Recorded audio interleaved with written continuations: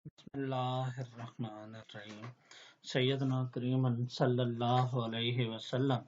अस्सलाम वालेकुम first year class. आज हम अपने लेक्चर नंबर 34 के साथ कंटिन्यू करेंगे, जिसमें हम लोग एटॉमिक साइज को डिस्कस करेंगे। एटॉमिक साइज जो है वो हम आमतौर पर तीन टर्म्स में मापते हैं: एटॉमिक रेडियाई, आयनिक रेडियाई और कोवलेंट रेडियाई। तीनों को हम बारी बारी डिस्कस करेंगे, लेकिन पहले हम एटॉमिक साइज की इम्पोर्टेंस बता दें कि इसको मैयर करना क्यों ज़रूरी है। क्योंकि the atomic size of atom is very important because many physical and chemical properties are related to it. यानी कंपाउंड की जो बहुत सारी या एलिमेंट की जो बहुत सारी केमिकल और फिजिकल प्रॉपर्टीज हैं, वो डायरेक्टली या इनडायरेक्टली किस पे डिपेंड करती हैं? साइज पे करती हैं। ठीक है।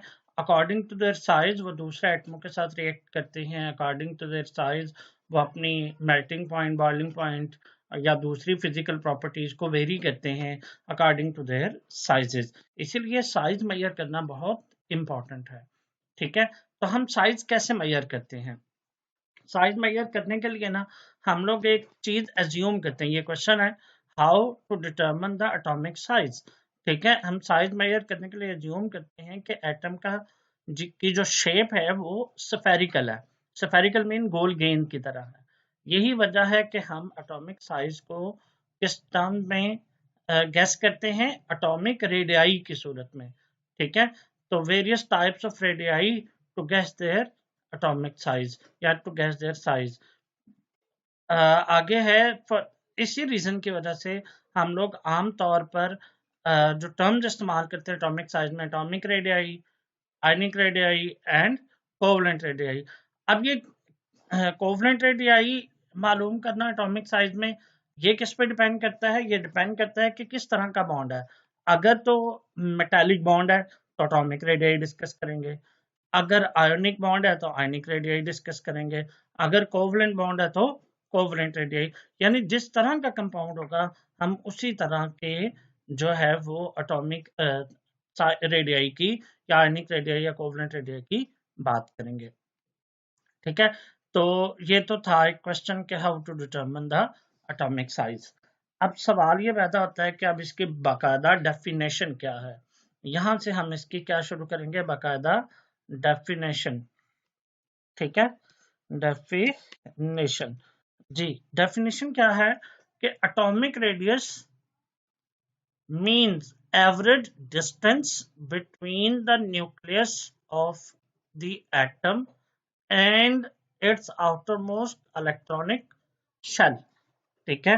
तो इसके सबसे बाहर वाले शेल, अगर आप इसको गोल गेंद तस्वर करें और उसके सेंटर में न्यूक्लियस और इलेक्ट्रॉनिक शेल, जो सबसे बाहर वाला इलेक्ट्रॉनिक शेल है, उसके दरमियान जो एवरेज डिस्टेंस है उसे एटॉमिक रेडियस कहते हैं। ठीक है। तो लेकिन हम इसको प्रिसाइसली मेजर नहीं कर सकते। कैसे नहीं कर सकते वो देखें। The radius of an atom, ये क्वेश्चन है, why atomic radius can not be determined precisely. Precisely का मतलब था बिल्कुल ठीक ठीक, बिल्कुल सही सही, एक्यूरेटली। क्या है? Accurately. Due to following reason. Number one, ये भी शॉर्ट क्वेश्चन है। ठीक है। There is no sharp boundary of atom. Atom की कोई बाकायदा हद नहीं है, ठीक है, जिससे हम उसके साइज को मेजर कर सकें। तो इसका मतलब है कि probability of finding electron never become exactly zero even at larger distance. कि अगर फासला ज्यादा भी हो जाए तब भी हम probability of finding electron zero नहीं कर सकते फ्रॉम द न्यूक्लियस से। ठीक है। तो हम लोग न्यूक्लियस से जितना मर्जी फासला हो, हम इलेक्ट्रॉन के पाए जाने के चांसेस को जीरो कंसीडर नहीं कर सकते। नेक्स्ट आगे देखें जरा, electronic probability distribution is affected by the neighbouring molecule. मतलब करीब वाले मॉलिक्यूल, करीब वाले एटम जो है वो इलेक्ट्रॉन को डिस्टर्ब करते हैं, जिससे जिससे उनके, कैसे डिस्टर्ब करते हैं? रिपल्शन की वजह से। उस रिपल्शन की वजह से एटम का साइज थोड़ा सा क्या हो सकता है? में चेंज, थोड़ा सा चेंज हो सकता है from one compound to another. कि अगर एक ही एलिमेंट है, दूसरे कंपाउंड के साथ दूसरे एलिमेंट के साथ मिलकर कंपाउंड बना रहा है, उसमें उसका साइज कुछ और होगा। अगर किसी और एलिमेंट के साथ, यानी दो एलिमेंट, अगर ए फर्ज करें, एक एलिमेंट है, ठीक है, जी, तो फर्ज करें ए एक एलिमेंट है, अब वो बी के साथ मिलकर कोई और साइज किसी और साइज के साथ होगा और सी के साथ मिलकर किसी और साइज में भी हो सकता है। तो नेबरिंग एटम इसके साइज को भी क्या कर सकते हैं, इफेक्ट कर सकते हैं ड्यू टू इलेक्ट्रॉन अट्रैक्शन और रिपल्शन इन आउटरमोस्ट शेल। यानी ये आउटरमोस्ट शेल है, इन आउटरमोस्ट शेल में जो इलेक्ट्रॉन मौजूद है इनके अट्रैक्शन यहाँ रिपल्शन की वजह से यानी किसी वजह से अट्रैक्शन का डोमिनेंट हो जाता है। समटाइम होता है कि इलेक्ट्रॉन रिपल्शन डोमिनेंट हो जाती है, जिस वजह से एटॉमिक साइज जो है वो डिस्टर्ब होता है। तो ये दो रीजन है जिसकी वजह से हम एटम के साइज को प्रिसाइसली मालूम नहीं कर सकते। ठीक है, लेकिन फिर हम किस तरीके से मेजर करते हैं, वो टेक्निक क्या है जिनके थ्रू हम एटॉमिक साइज को मेजर करते हैं। Atomic radii can be determined by measuring the distance between the centres of adjacent atom with the help of X-ray, spectroscopic measurement and atomic। ये दो टेक्निक है जिसके थ्रू हम लोग दो एटम के जो न्यूक्लियाइज है ना, जो सेंटर्स हैं, उनके दरमियान डिस्टेंस किसी तरीके से मेजर कर लेते हैं और फिर उसको किसकी मदद से मेजर करते हैं, एक्सरे की मदद से। फिर उसका हाफ लेते हैं और फिर हम उसके एटॉमिक रेडियस को मालूम कर लेते हैं। तो ये दो टेक्निक्स हैं जिसके थ्रू जो है वो हम लोग एक्सरे को मालूम एटॉमिक साइज को मालूम कर सकते हैं। एक एक्सरेज और दूसरी है स्पेक्ट्रोस्कोपिक टेक्निक। स्पेक्ट्रोस्कोपिक टेक्निक ये वही है, स्पेक्ट्रम से निकली है। स्पेक्ट्रम का मतलब ये होता है कि कौन सा कलर एब्जॉर्ब हुआ है, कौन सा नहीं हुआ, ठीक है, या कौन सा एमिट हुआ है, कौन सा कलर एमिट नहीं हुआ।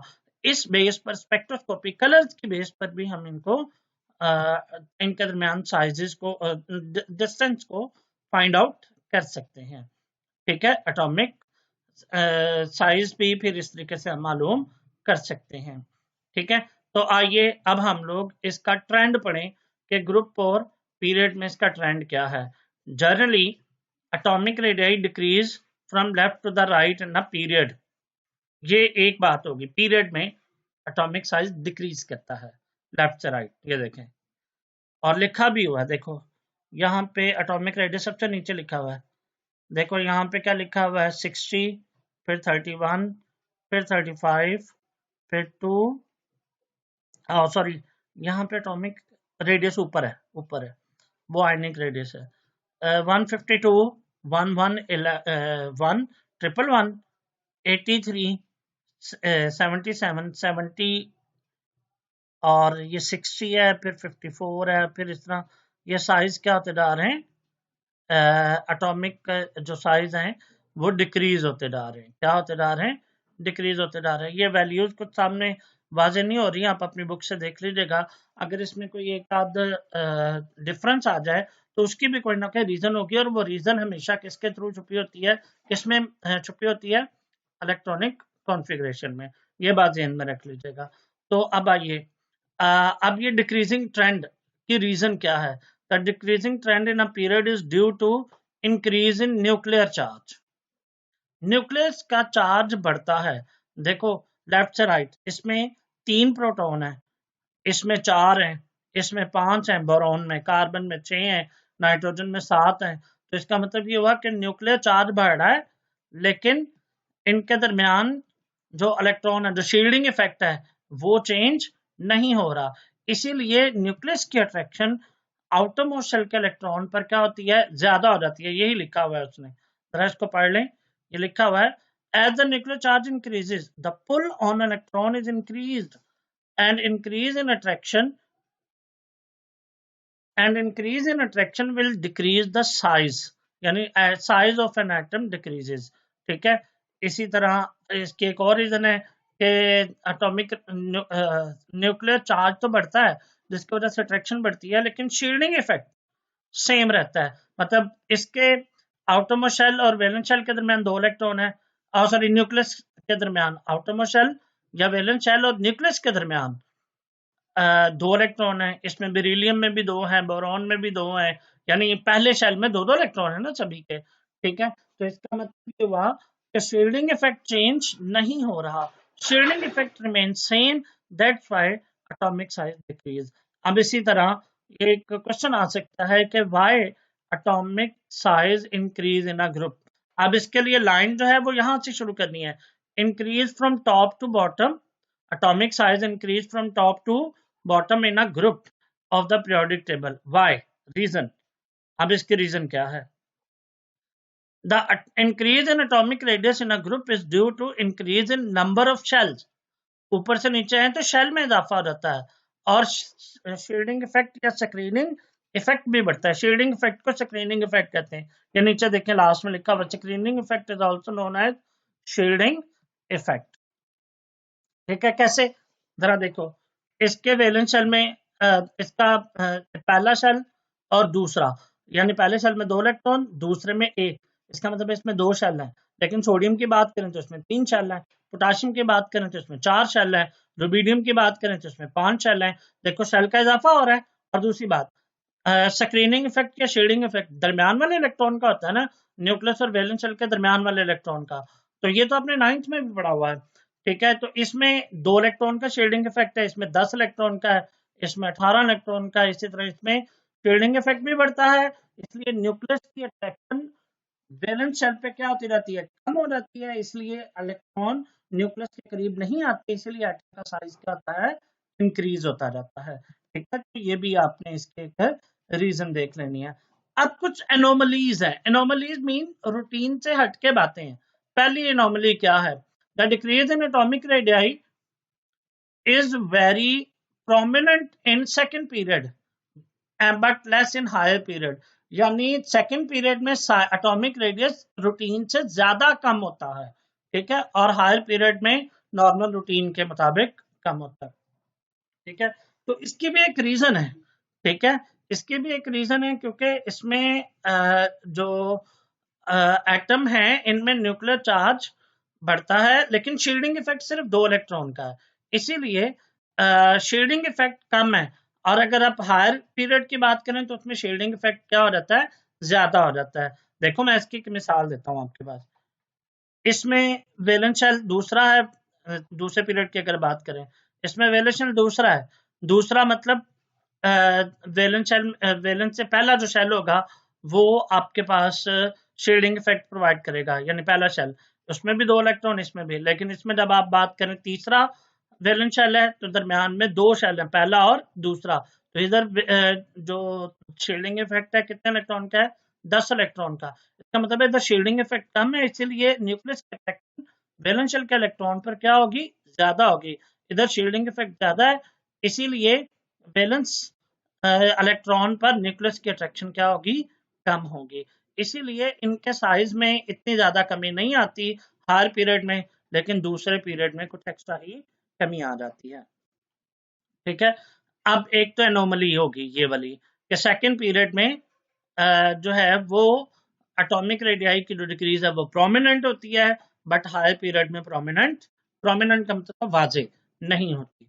इसी तरह moreover decrease is small, यानी जो डिक्रीज है from left to the right कम होती है when we travel from left to the right in transition element, scandium, zinc, yttrium to cadmium. यानी ये ट्रांजिशन एलिमेंट है ना, ये 3D सीरीज है, ये 4D सीरीज है। पीरियोडिक टेबल में देखें, ये देखें, स्कैंडियम टू जिंक और यूट्रियम टू कैडमियम। तो देखो इसमें साइज डिक्रीज होना चाहिए, लेकिन वो कहता है कि इतना साइज डिक्रीज नहीं होता जितना होना चाहिए, डिक्रीज स्मॉल होती है। और उसकी रीजन क्या है? इसमें इलेक्ट्रॉन इंटरवीन होते हैं, मतलब वैलेंस शेल से नीचे वाले शेल में सबसे आखिर में इलेक्ट्रॉन भरे जाते हैं। कैसे? मैं आपको इसकी मिसाल देता हूँ।